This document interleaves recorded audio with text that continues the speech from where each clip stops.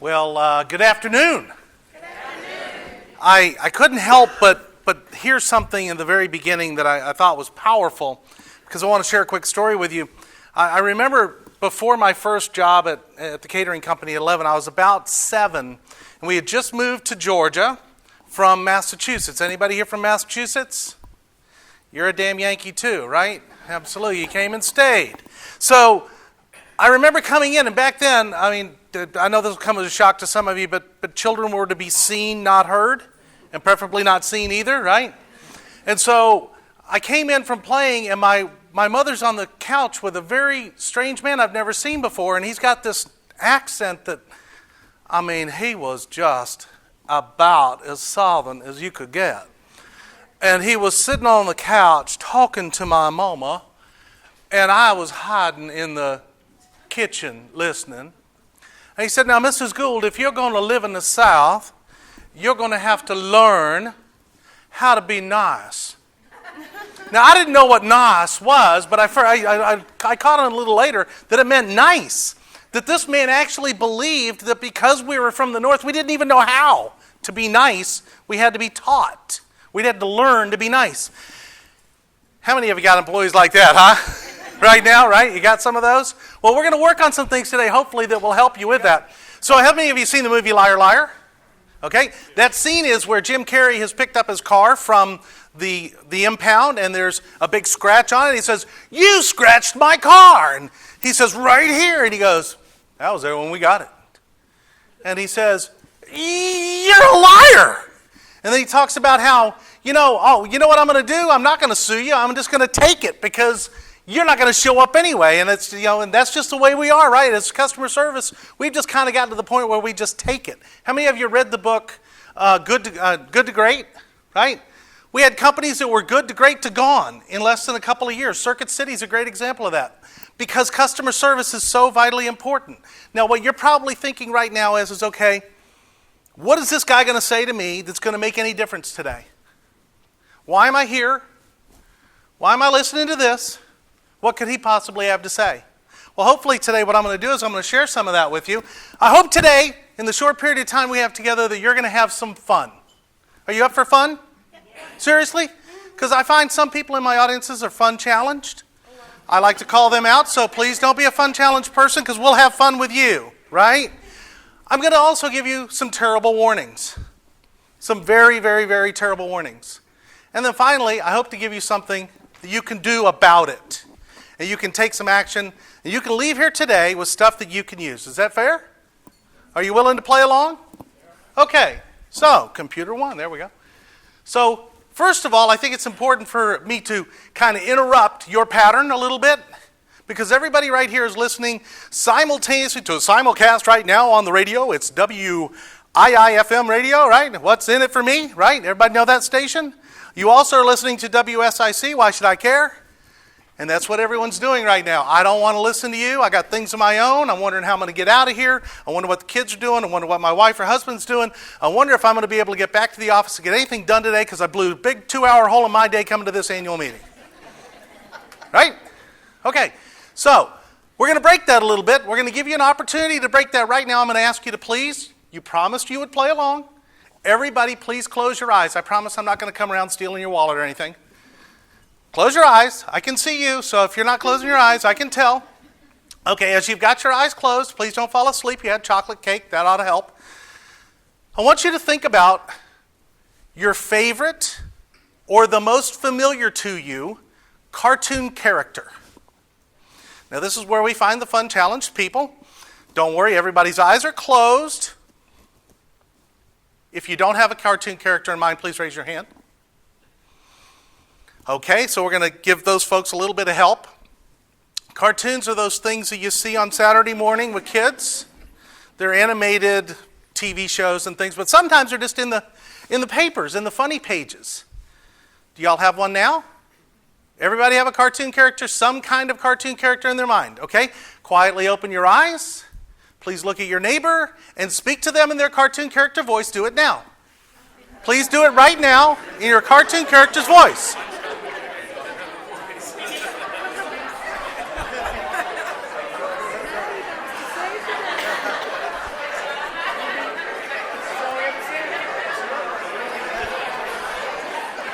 Okay, this is where I run the risk without a microphone of losing you all. So if I could get you to come back just for a second. Somebody tell me who you were. Anybody? Bugs Bunny. Bugs Bunny. How many Bugs Bunnies in the room? Yeah, what's up, Doc, right? We love Bugs Bunny. Who else? Fat Albert. Fat Albert. Hey, wait a second. Was that about me? Because it's all about me. Fat Albert. I loved Fat Albert when I was growing up. He was a riot. Hey, right? Who else? Roadrunner. How many Roadrunners you got? You guys like do things really, really, really fast? Yeah. Is there anybody in here that was Wile E. Coyote? I've not yet once found anybody that wants a safe dropped on them. It's amazing. All of you had different cartoon characters. I want you to not miss this point. It's really, really important, okay? Because this is vital to everything you're going to learn today and for the rest of your life. In an instant, you were somebody else. Don't miss that point. At a moment's notice, you could be somebody else. Now, why is that important? Because you see, when you're dealing with a customer or an employee that perhaps has gotten right on your last nerve, you can choose. You can choose how you respond. You can choose what you do about it. And I think that it's really, really important for you to stop for a moment and realize just how important that is in your everyday life. Because let me tell you something. Things are harder than they've ever been before. We're working longer for less, and we're getting less fulfillment out of it. We're going to talk about that a little bit today. But remember that you're in control. You can choose what you want to do. I want to tell you that with customer service, stakes have never been higher. I think that you probably know the stakes are pretty high, right? But I'm going to explain to you just how high they are, because it's an amazing thing that's going on. You know, when I was growing up, by the way, how many of you are younger than me? Raise your hand. Well, see, you don't know, right? But you know what? There's always people raise their hand right away. I got to be younger than that guy. Right? Look at him. He's old and busted. So no, the fact is, how many of you are younger than 50? Okay, a lot of you, right? Many of you will not relate to this, some of the stuff I'm going to tell you today. But back when we were growing up, if you gave good customer service, you could rely on having 2 or 3 people be told by the person that got it. You could also rely on the fact that if something went wrong, they would probably share that with about 20 people. And that was the ratio. Everybody agree with that that's older than me or is my age, right? You heard that before? What happens today?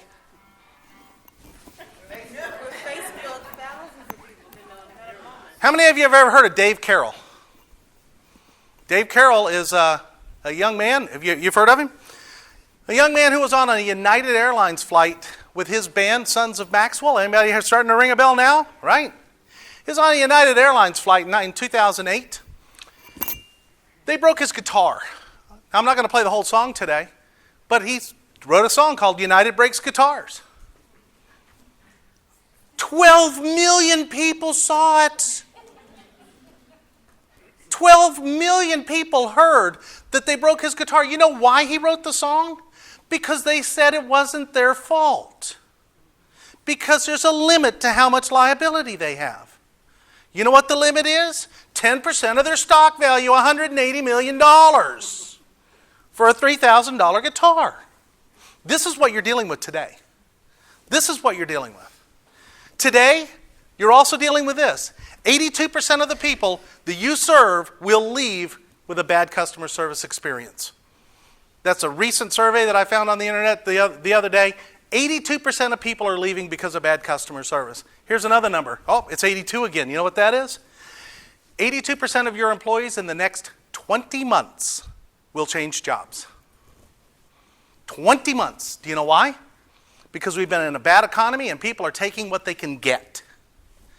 But the economy is starting to turn around, and they're also finding that they have other opportunities. You want to know one other thing that's happening? I've lost my earphones. This is important. You know what else is happening? By 2015, we will have the biggest single shift in human capital in history. Because by 2015, Generation Y will dominate the workforce. There'll be more Generation Y in the workforce than there are any other. 10,000 baby boomers a day are retiring. And that means that the largest percentage of the workforce will be in their 20s. Which means, say hello to the people you're counting on. Yeah. You know why I got my headphones on? I got my headphones on for a reason, because I ain't getting old. These people believe that technology is equal to as important as freedom and air. Air. Yeah, air. I'd rather do without air before I do without technology. Do y'all miss the problem here? I mean, they're not going to do without it for long, right? But the fact is that if you're telling them they can't have their headphones, if you're telling them they can't have their smartphone, if you're not letting them go on Twitter and talk about your business, if you're not letting them do all of those things, you are starving them. You are killing them. And it's important for you to know that. Because in 3 years, you'll be relying on them for all your business. Probably already are. Which probably means you feel about like this. Ah! That's why my hair is spiked. You know, 2 reasons: I'm trying to look cool. And the other reason is because I pull it all day long going, oh my gosh. Right? It's almost unbearable. So what do you do about it? What do you do? Well, you're going to have some change. You're going to have to do that. I can guarantee you that there's going to be a lot of change. Has there been a lot of change in the past 4 years? Past 6 years? Wow. Since 2011 or 2001 maybe? Tons of change. Just unbelievable what's happened in our world. But I asked a question, and that is, what do you do? I thought we got rid of that, so we'll just get rid of it now. What do you do? And what I mean by that is not what do you do about this problem. I mean, what do you do? What do you do? What do I do for a living? Absolutely. I teach dance. You teach dance. I do. You do. Sir, what do you do for a living, sir? Public affairs officer. A public affairs officer. Sir, what do you do? Book bands. Book bands. And what do you do, ma'am? Office administrator. I asked this question to a group of Subway managers. What do you think they said? I make sandwiches, I run a Subway store. I explained to them, no, you don't seem to understand. You manage a unit of the largest international franchise in the world. Is it different? Is that a little different? You said you book bands, right?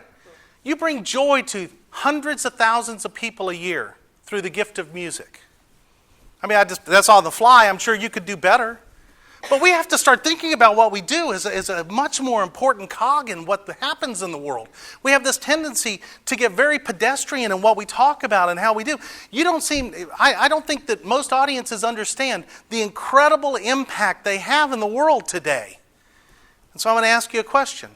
In what you do, what's your purpose? What is it that really happens? What's the product of the product when you serve somebody?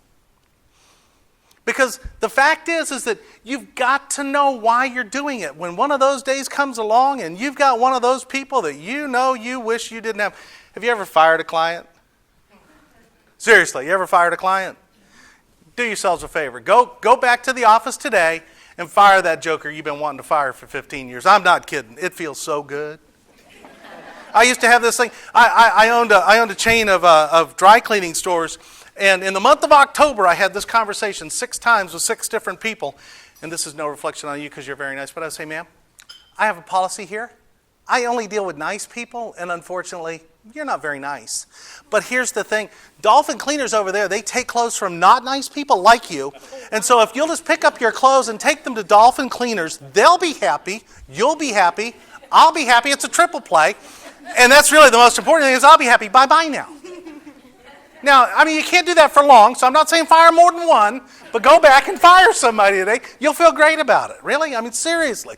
You got to start thinking about the impact you're having on people. So what is the purpose for what you're doing? Why are you in the business that you're in? Who is it that you want to impact? What is it that you're trying to accomplish? And for most of us, it's very simple.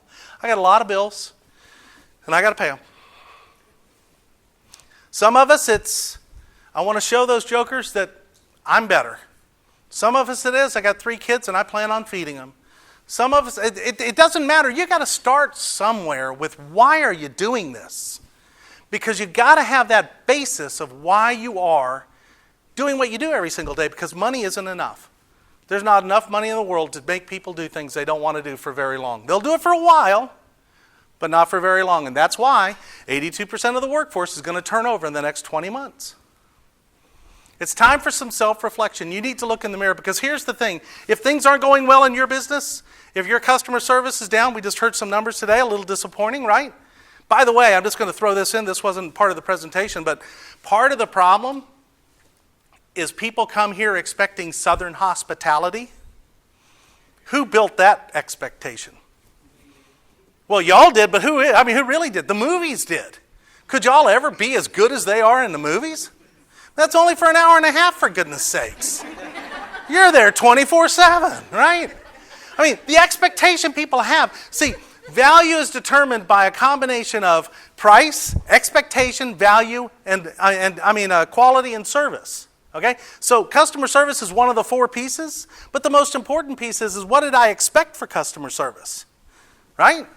So you got to look at yourself in the mirror, because here's the thing. If you're seeing some customer service problems, I'd be willing to bet you're doing them. That hurts, but it's a fact. We've gotten to the point where what's acceptable is much lower than it used to be.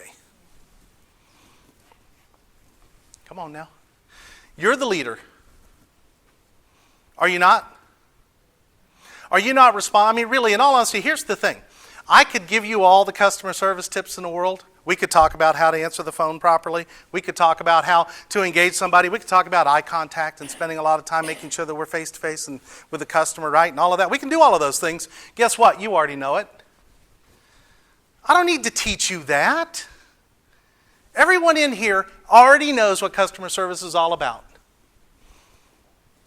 It's how you would treat somebody if your life depended on it. It's how you would treat somebody if their life depended on it. It's as simple as that. It's about being a human being. It's simple stuff. But to lead at customer service, that's not so simple. And it starts with the way you act every single day. It starts with how you walk in the morning. I was at a business the other day, and the boss walked in, and somebody said, "Good morning, Mrs." And I'm not going to say her name because there's a chance y'all might know where I was and might know her. And how are you today? And she said, "It's Monday." Great, another great day at work. Right? I'm just dying to work for her. Yeah, it's Monday and you're screwing it up, lady. Okay, so it's important. You've got to stop for a second and think, okay, really, if I've got some customer service issues, number one is, am I emulating it? Or are they emulating me, rather? And number two is, if I stopped long enough to say, hey, guess what? We need to have a chat. This isn't working. You need to understand. And I owe it to you to help you along the way. So now the question is, I asked you about what your purpose is. What's your employee's purpose? Why are they there? We're talking about those Gen Yers, right? A lot of those young people that are working now, they're working for you. They came out of college. They need a job. They need to pay back that student loan. They need to feel successful. They need to have a big part in their lives where they've been out on their own already. They don't want to go back home to mom and dad. You have to understand what's motivating them. Why are they doing what they're doing? And the reason that is because their purpose is what will motivate them. A purpose is just something that will make people act. And a need or a motive is an action. So you folks that go to work every single day, you have a reason. You haven't thought of it in a while probably, right? We got into the mix and we just kind of go. But the fact is you've got to have a reason to go. You do, and you show up every single day. You ever seen those bumper stickers? I owe, so off to work I go, right? If that's your motive, boy, it's tough right now. I understand. I live there too, right? But we've got to get beyond that. We've got to start taking some action so that we have some experience. Because what's missing with your employees is they aren't competent and confident in what they're doing. If they're switching a lot, if they're coming into a job that they don't really love, if they don't know that they're loved, they're probably not real confident and competent in what they're doing. The only way to get to competence is experience. By the way, I got this little piece right here. You could have negative experience, and that's where procrastination comes in. I started to have a bad experience. I don't want to do it anymore. A good example, simple example of this is, if I asked you to go and put your hand on the stove, you're going to do it very, very carefully because you have an experience somewhere in your life where it was hot. And so you're not going to do it quite as easily. If you're not having success, you may, in fact, be a little nervous. And that's where your employees are. But once they start to have an experience that makes them competent and confident, they'll become enthusiastic. How many of you would love to have enthusiastic employees? Seriously. Ones that show up and they go, oh gosh, they're excited. There's this kid that works at the BJ's wholesale club in our town. I know that he couldn't make minimum wage. I got news for you. As soon as I got a job, I'm stealing that kid because he's amazing. He's always in a good mood. He's always excited. He's always saying hello. He's always engaging us. If you have those people in businesses that you see them around town, steal those people. I'm serious. It's about, I'm not saying from each other, but I'm saying like, right? But there are people that aren't represented here, right? Okay, but that will give you the experience and enthusiasm, and that's what really we need today. Folks are looking for three things. They're looking for respect, recognition, and a return on investment of their time or their energy or their talents. If you're not giving them these things, they will leave. And here's the bad news. If you're not giving them these things, they're thinking about leaving already, and that's reflective in what they're doing, right? It's almost like, gosh, I wish they would leave. Because you know they're giving lousy service, but you don't dare fire them because you don't know if you can find anybody else. I'm going to show you real quickly a way to increase your profit by 17 to 22% with 2 words. Is that fair? Okay, so here it is. Anybody here from McDonald's? Good. McDonald's has a wonderful chicken sandwich meal. It costs $4.99. I'm loving it. Anybody ever had it? They have a good chicken sandwich. Fries, we know that they're great. And McDonald's has the same Coke that everyone else does, right? If you go to Zaxby's, they've got a little bit different sandwich meal, a little bit different fries. It's very tasty too. It's $5.29. A little bit more money. Same Coca-Cola. Go to Chick-fil-A. $6.09. From $4.99 to $6.09 is 22% increase in price. Now, yeah, their chicken sandwich is good. Don't get me wrong. I love Chick-fil-A chicken sandwiches. We had Chick-fil-A on the way up here. But is it 22% better? The 2 words you'll hear there that you won't hear anywhere else? My pleasure. Why is my pleasure brilliant? It's not because you heard it as a customer. It's because every time they serve somebody, they say, I enjoyed doing this. It's my pleasure. It's my pleasure. It's my pleasure. They're constantly telling themselves all day long they enjoy doing what they're doing. Think about that. How can you incorporate something like that? How can you make something in your culture to where every day your employees are reminding themselves they love doing what they're doing? Let me tell you, the impact you're having is far greater reaching than you can ever possibly imagine. I am telling you things here today that I learned from the 8 bosses that I've worked for in my lifetime. One of them was that catering manager long, long ago. And one of them is the one that I work for today as the president of a chamber of commerce. The fact is that you're impacting the people you're working for. You're having an impact one way or another. And so I want to share with you just a real quick video and then we'll wrap up. But I think that this will kind of demonstrate to you what, and I'm hoping we can hear it, what we're talking about today. We're hoping. How many of you have ever seen this before? Okay, so don't spoil it for the folks who haven't. This was Oprah's 24th celebration, 24 seasons. Black Eyed Peas were pretty big then.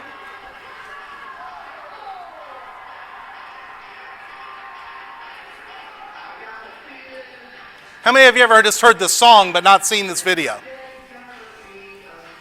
Now, I don't know if you noticed or not, but there's a young lady in the front, and they show that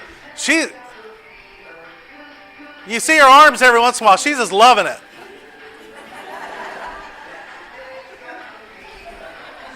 But apparently the rest of the crowd isn't, right? I mean, and they're trying. Boy, they are trying.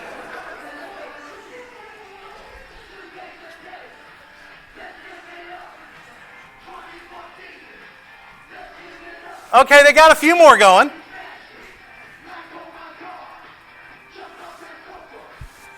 Oprah's going, that's strange.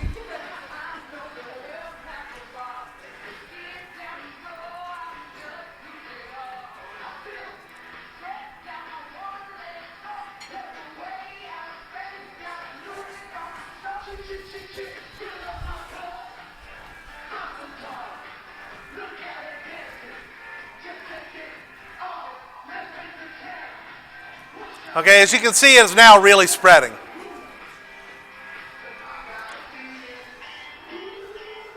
This is in a park in Chicago, and there was an estimated 20,000 people in the audience.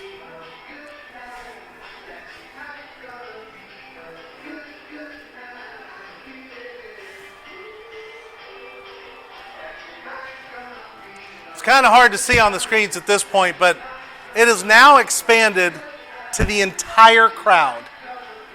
20,000 people doing the same dance.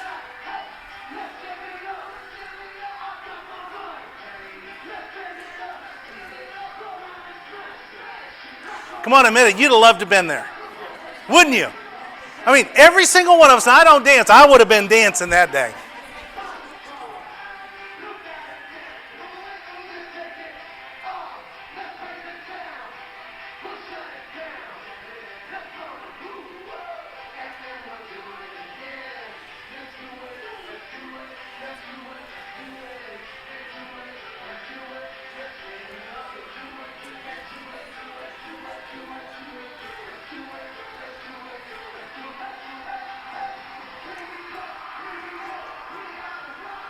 Now they've got them screaming too. Oprah's even in on it.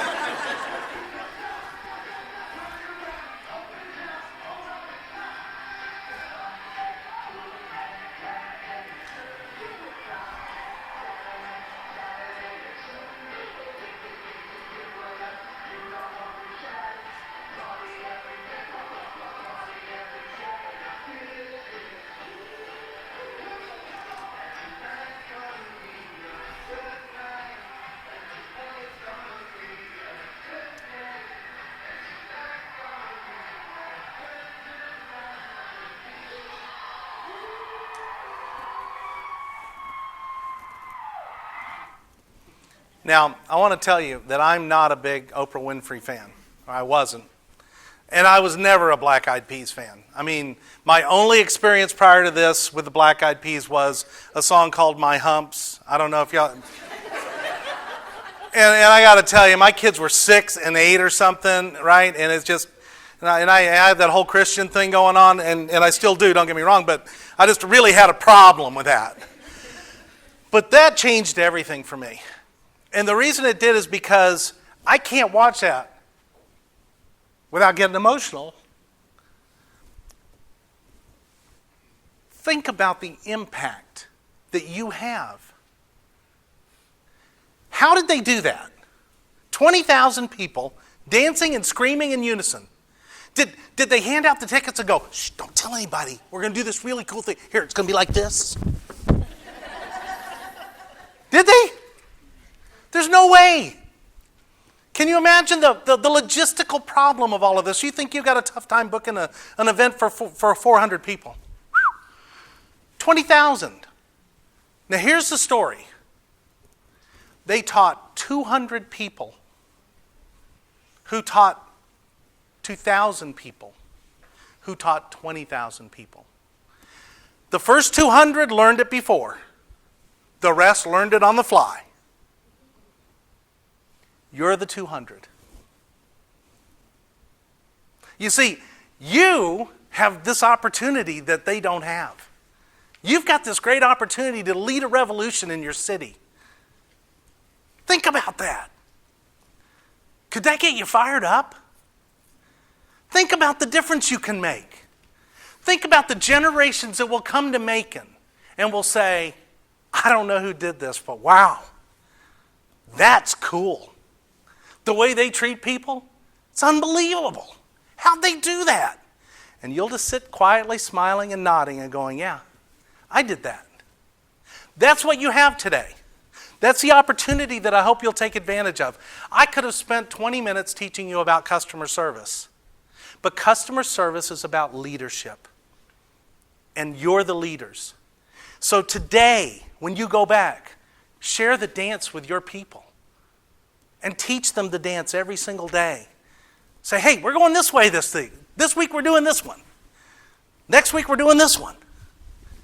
But every week I'm leading you. I hope you'll do that. I want to thank all of you today. I want to thank Stephanie Robinson. I will tell you this, by the way.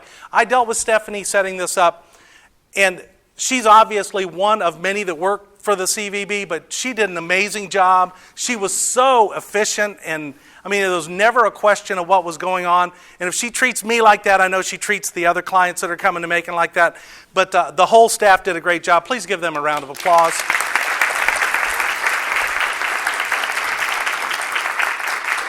And I hope you know that round of applause was for you as well. I look forward to hearing great things about how customer service, that Macon is the customer service capital of the world. I'd love to talk to you about it again. Thank you so much for your time.